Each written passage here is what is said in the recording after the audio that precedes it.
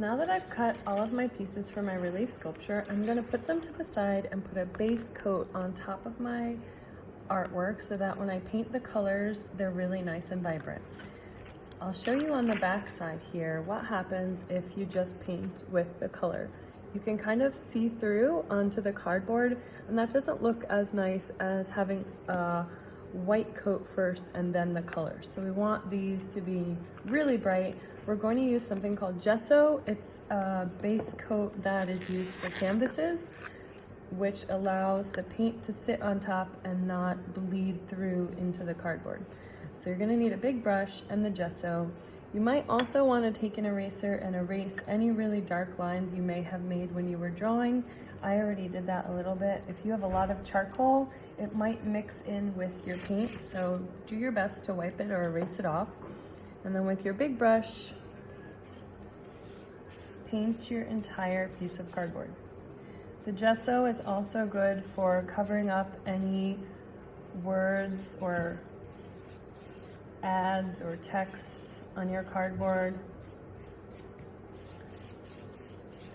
And once you're done with this, you'll let it dry and come back and add color. I'm done now adding gesso to my jellyfish, so I'll put that on the drying rack to dry. And now I'm going to work on painting the details of my relief sculpture. So I have these plastic curls from the water bottle that I cut out previously that I'm taping down onto another piece of cardboard so I can paint them without them moving. If you are also using plastic, you might want to tape it down if you have big pieces that you're working with as well. If you have some smaller pieces, you can probably just lay them out carefully, and then you'll take that board to the drying rack to dry.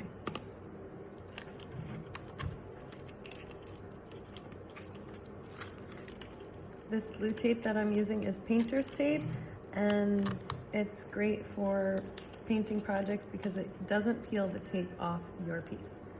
So now I'll gesso these pieces, and I still have some cardboard pieces. So take your time as you paint. You want this to be a nice thick coat of gesso.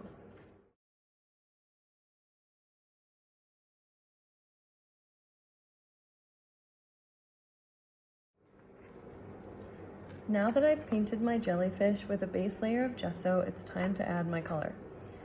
We're going to add a base color and then add details with pattern on top. We need to let the first color dry first, so think about which colors you'll be using and practice them on the side of your scrap paper. I'm going to use this neon pink, a bluish purple, and a teal. I mix these colors up on my paper instead of in the egg carton so I can share with my group. I'm going to paint my jellyfish the pink and then the bottom half this teal color, and then I'll be fading in some blue in the center there. I'm going to do this as a time lapse, and I will see you at the end to explain some of my process.